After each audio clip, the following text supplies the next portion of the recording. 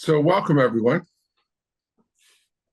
And I've received, always looking for input and advice. And the advice I received is to do shorter webinars that it's hard for most people to have pay attention for a whole hour. So I will, in most cases going forward, I will have shorter presentations and allow you to get back to your other part of your life. The question in the queue today that I was asked is about micromanaging and delegation, and how do I stop managing and micromanaging and become a better delegator. So I talk about the 5 common mistakes that are made that are about delegation, that includes general management in general of employees. And I'm going to start with the first thing is that you can't treat all employees the same. I remember when my oldest daughter, incredibly talented, and she was a vice president and reported to me at Jackson Hewitt back 30 years ago. And she said in her evaluation, in her performance review, rather, I always ask, now, is there some other way that I can help you? And she said, yes. She thought about it for a second and said, yes, I think that you give us too much freedom. And I chuckled and said, Patty, I said, I give you a immense amount of freedom because you have earned that, and that's works with you. There are some of the other people, my direct reports, that I have to, that are in trouble, that are doing a poor job, not meeting their goals, that need direction, and I'm micromanaging them. I'm actually micromanaging them, and I'm on them virtually every day. So I said, so I realized that in that quick discussion, that you can't treat everyone the same. Everyone has different skill sets, different abilities, and certainly different performance levels. So the first thing is you have to know who you're dealing with and know the situation. And some people you can give them when you're initiating a project. Some people you can give them freedom of just here's what I need done, and it's up to you here's the resources that I can allocate, we can allocate, and this is what we need to achieve. And they can run with it, and sometimes, if not most times, come up with a better way to do it, or certainly a different way to do it than I would have, to accomplish the same task. There are some people that just cringe from that they want to know down to the smallest detail. So I do this, so I do that, so I do this, so I do that. They're in constant need of direction. And so you obviously the spectacular employees are the ones that can run and on their own and achieve on their own with little or say without a extreme amount of direction, because that's what you need.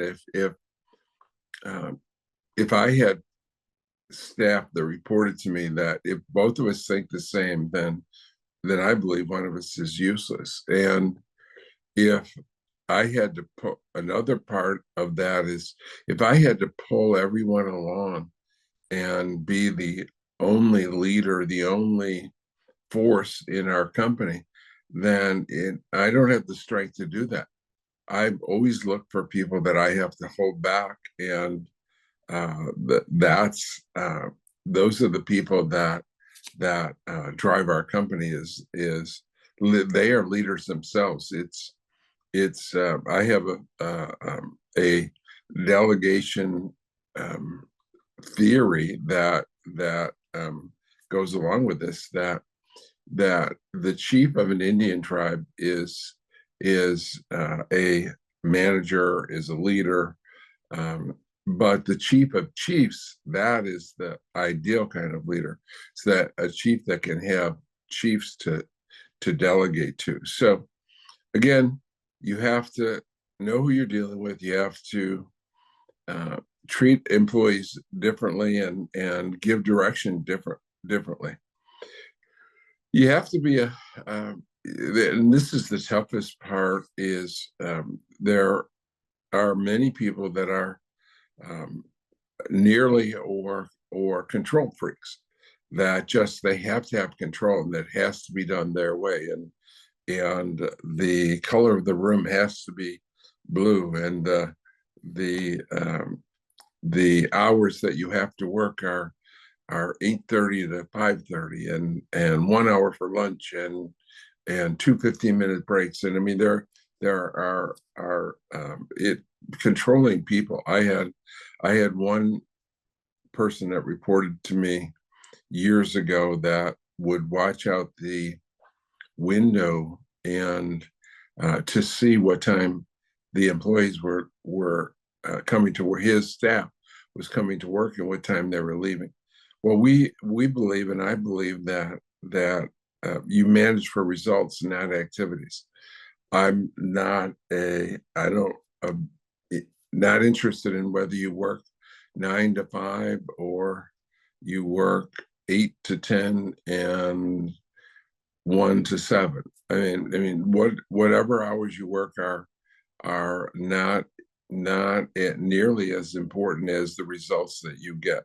And so, and that's your value to the company. And so many employees don't understand that your job is to get results. And then as a control freak, as someone that has to control that's much more difficult to get results if you're given all the instruction. The team comes up with great ideas, and I think that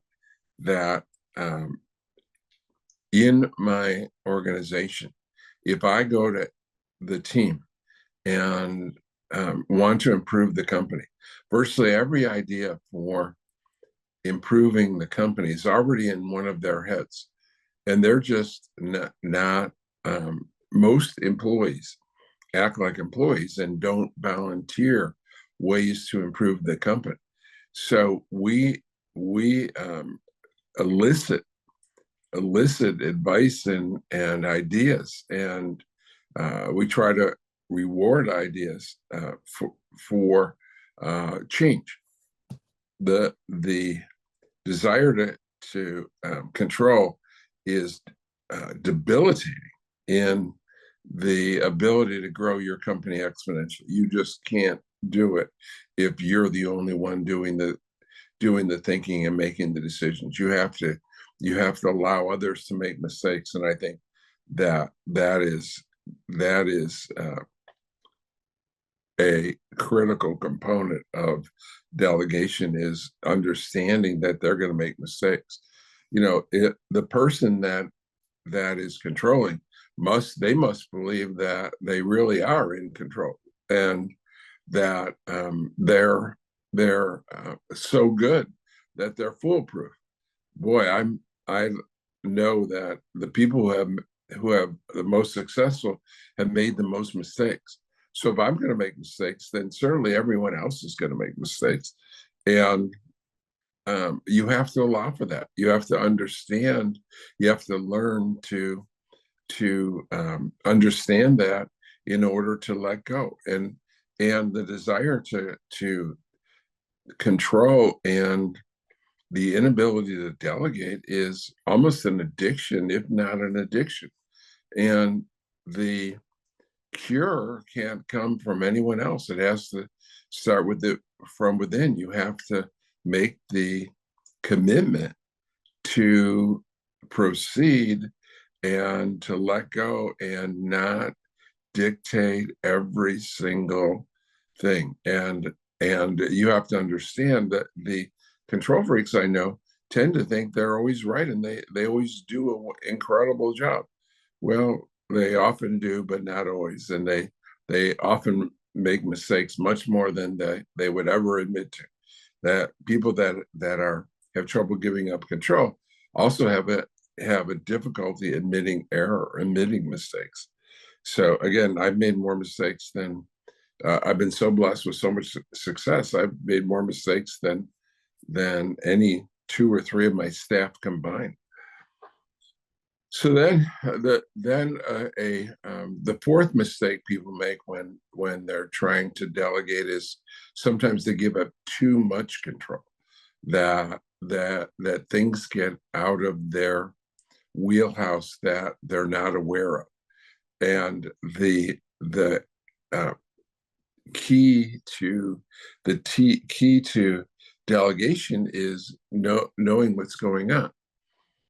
Uh, I'm I invent forms and procedures, or not procedures, but I'll say forms and formulas for giving back information as to where you are in the progress.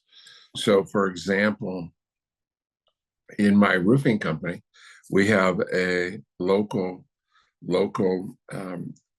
franchise of our roofing system, and in that it's very difficult to tell where you are in the process of selling roofs. So I invented a form that it starts with, and I'm going to be going over it today. So I'll probably almost certainly be refining it and improving it after we see it. But the first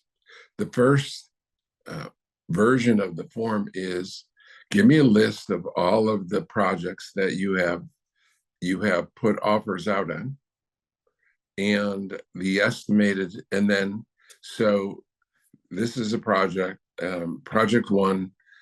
It's this is the address. It's a roof, and this is what the offer was, and this is how many days that is likely to get an answer on a yes or no answer on it. Then it can go in two directions after that. The next is, okay, that date comes, it's August 15th, and they have or haven't, now it's either been signed and you put the date of signature, and so we know the amount of the deal and the date that it's going to be signed and the contract is signed. And then but if not, then okay, it was likely to be signed by August 15th. When's the drop dead date? That if it's not signed by, call it August 22nd, then you've lost the deal. And so you need to put in a date for when it's likely to be signed, a drop dead date, if it isn't done by that date, and then a final yes or no, the project has been then signed and it's in progress. So those are the initial steps that we put in, and then we will have the rest of the team. That's from the sales management. The rest of the team will know how many crews that have to be lined up, how much money has to be put aside for payroll and for materials.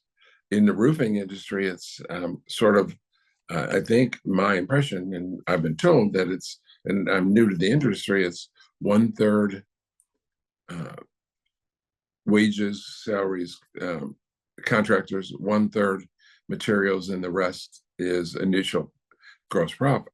And so we'll know how to allocate that, and we'll be able to evaluate our salespeople as where they are in the process, is if how many people are in the pipeline, how many people are getting ready to close, how many people have closed, and how many people have not closed, to be able to. So that system of gathering information will make sure that we're not just running wild and not following through, and making sure that we're on track. That as a manager, you need to, as a leader manager, you have to have information at your fingertips, or else you're giving up too much control. You have to have results oriented information, or because whatever you don't follow up on is not going to be done. Follow up is, and now we're on the biggest mistake of lack of delegation is lack of follow up, and the reason it's the biggest mistake is the most important. Anyone can give instructions, and to any other human being, giving instructions and understanding them and accomplishing them are two different, are wildly different things. And so you have to investigate your expectations. If you're not investigating your expectations, chances are they're not being done. So you have to follow up. So when I get this form each week, I'll be looking for how we're doing on that, and how many new sales came in that week, how many of the offers that we have that are closed, making sure that closing percentage is proper, making sure that there's enough revenue in the pipeline to pay for our expenses. Because if you don't have adequate expenses, businesses fail because they don't have adequate income to cover their expenses. They either have, and sometimes they have too much income without enough expense. They're not being able to fully produce the results and fanatical successful results, because they haven't put enough resources in. So not only when you look at income, you have to make sure that you have not too much expense. You have to make sure you not too low of an expense, because that too high of expense will take you to bankruptcy. Too low of expense will take you to inferior performance, which will eventually lead to bankruptcy. So the key is monitor. It's easy to delegate, and of course in delegation there's only one way to ensure that someone understood you, and that's for them to regurgitate to you what you just told them. And that communication game is so difficult that I love that game of when I was a kid, of operator, where we were in the Boy Scouts and someone started a story at one end and then they passed it along 20 times. And at the end, it came out totally different story. The communication was so garbled in that process. So it's monitor. And what I've learned as a segue on that is, you can't wait until the end of the project to monitor. If you give someone a project that's due in 30 days, you need to have some kind of performance within somewhere between 3 and 5 days, business days. You need to be following up to see that they're on the right path, that they're not totally going off the reservation and not performing as you intended. So follow-up is necessary, and quick follow-up is a necessary component of general follow-up. So again, delegation, follow-up, You have to evaluate, evaluate, evaluate. It's, again, simple to give instructions, very difficult for them to be understood and implemented properly. But it's a must. If you want to be, great, if you want to be a chief of chiefs, you have to learn you have to learn those skills. And it's one of the skills in management that isn't that difficult to learn.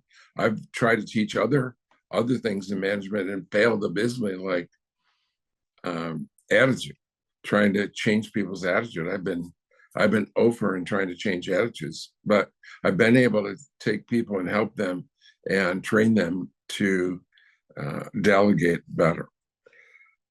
A couple of other tips for this week after that question, and thank you for the question. I want to talk about a few things I learned from books and movies. That one valuable lesson I learned, and one author that I agree with everything he writes is Dale Carnegie. And I've told this story so many times. I love, my favorite story in Dale Carnegie is early in his first book. He was shy, just out of school, and he had a friend who invited him to a party. And he said, because I have someone that you'll love to meet there, they'd be great for you to talk to. So he went to the party, and he was shy, he was introverted. And he went to the party, and he spent 2 hours with the guy. And he was so shy and so embarrassed that all he did was ask him questions. Where did you grow up, and what's your business, and what's your goals? I mean, just, he asked question after question. And so he literally didn't give 5 facts about himself, and heard dozens and dozens of facts and information on the other guy. So he left the party, and he said to himself, "Oh, woe is me. I was so boring. I'm never going to be invited to another party." And come to find out, the host called him, or wrote him a couple of days later, and said, "Dale," he said, "so-and-so said you were the most interesting person he'd ever talked to, ran into." And he realized the incredible, valuable lesson that people really don't want to care or listen to what you say. They want to do the talking. They are entertained if you're interested in them. And it's so easy then to form a relationship and bond with people by showing that you care, by showing that you're interested in them. Most people don't show genuine interest in others. They just want to talk about themselves. And so that lesson, incredibly valuable in Dale Carnegie. Also, the next book I want to talk about quickly is Peter Drucker's Effective Executive. And my favorite part of the book is, and I tell it possibly a little bit embellished from the way that Peter Drucker tells it, so artistic license, if you will. But what happened is, in recalling the story, that during the Civil War, Abraham Lincoln, first general leader of the armed forces, was a person that was he didn't want to make any mistakes. And so what Drucker's using this story to show is people with great strengths have great weaknesses. And he said, in the case of McClellan was someone who didn't want to. Was a perfectionist, and he didn't want to make error. So he fought his weaknesses, And um, Drucker's point is people that spend time fighting their weaknesses become mediocre instead of being great. And so he said that for a year, even though McClellan had a vast superiority in number of soldiers, weapons, horses, wagons, in all materials and supplies, food. They had a huge advantage over the South. The North did. McClellan just sat there and did nothing. So meantime, Ulysses S. Grant is is having battles around the South and into the North, incursions into the North around the army that was just sitting there, not doing anything, waiting to fight, and winning. And so the North was losing the war because McClellan wouldn't do anything. So he fires McClellan, and I guess Lincoln didn't learn his lesson sufficiently. He hired another general after a year. It took him a year to fire McClellan because he didn't do anything. And finally, because we're looking for results here, not activities, but the results are zippity doo dah. We're not winning. We're losing. And so he hires another general who didn't do anything for 3 months. So this time, Lincoln moves much more quickly, fires the general, the head of the armed forces, in 3 months, and hires Ulysses S. Grant. And Ulysses S. Grant had huge strengths and huge weaknesses, and he wasn't concerned, or he wasn't overwhelmed with his weaknesses. He used his strengths, and he went out and attacked. And then we began to win the war. We won some, we lost some, we won more, we lost some, and pretty soon we're winning the war. But apparently, Lincoln was an alcoholic, or at least drank to excess.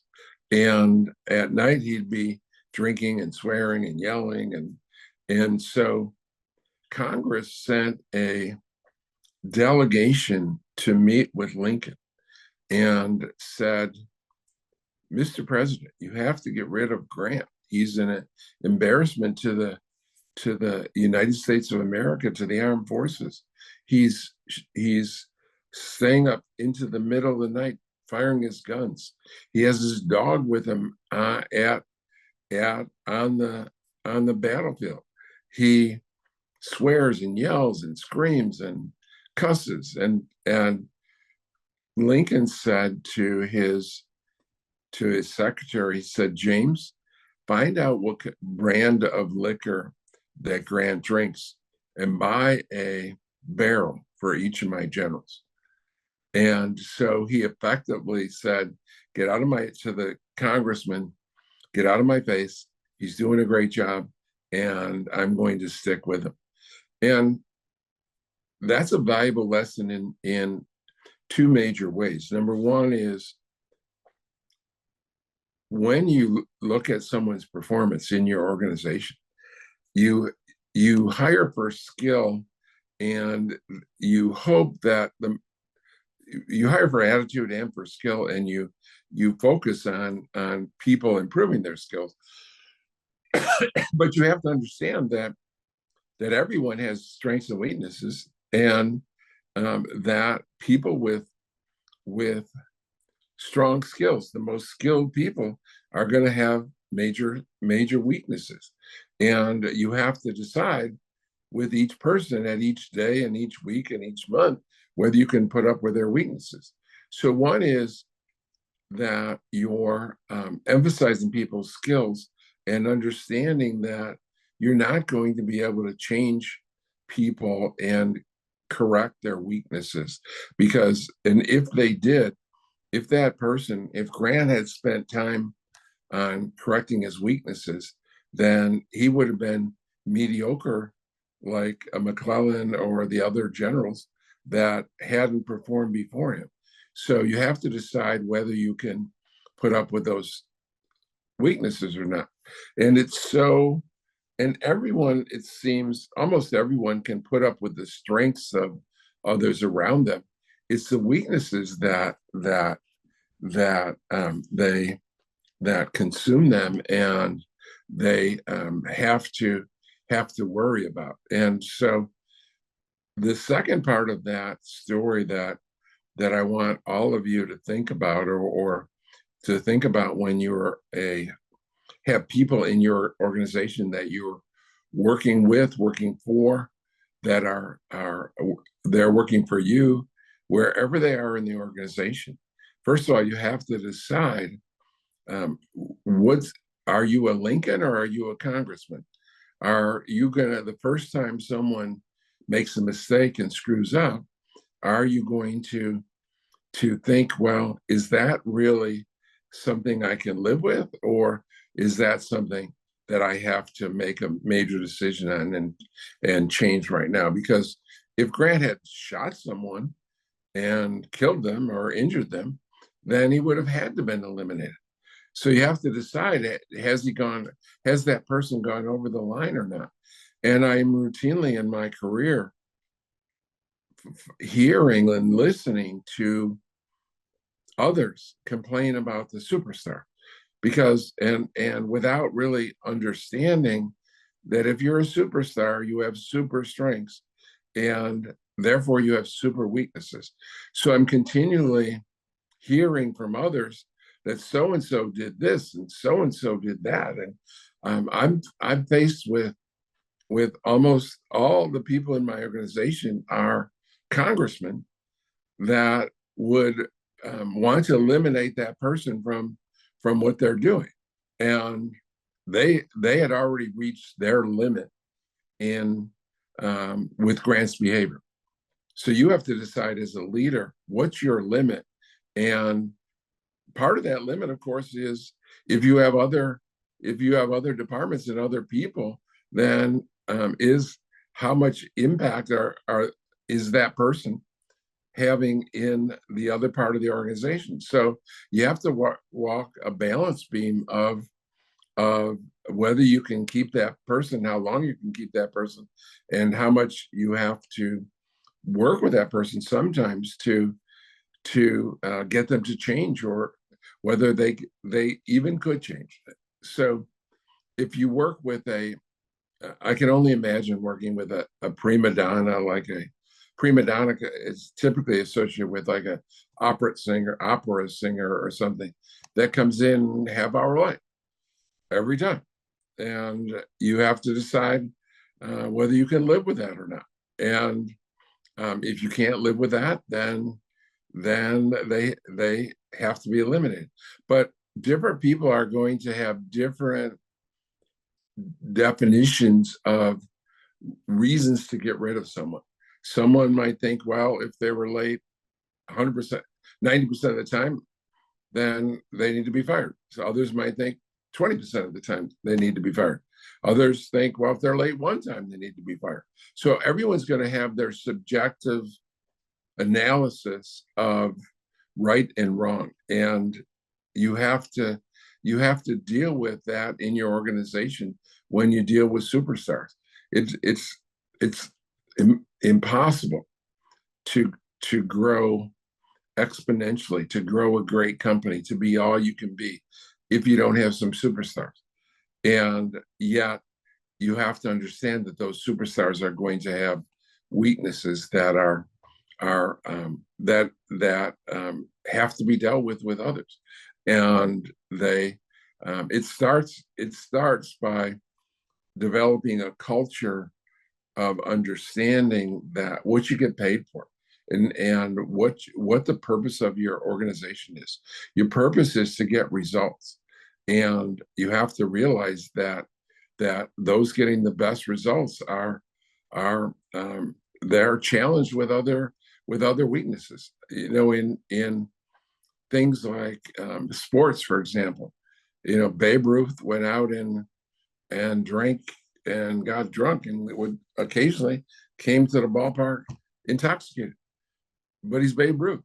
What do? Do you sit him down or do you play him? And if he can play above, and most of the time, in most of the management, in most of the situations over the years, when you look at superstars, whether they're a singer or a maestro or a baseball player or basketball player, you have to decide of whether you can deal with their weaknesses. And it's so rare that you find a superstar that doesn't have weaknesses that turn other people off, that aggravate other people. That is just what a Superman or Superwoman that is. If you don't turn people off in with your weaknesses. I've never seen it.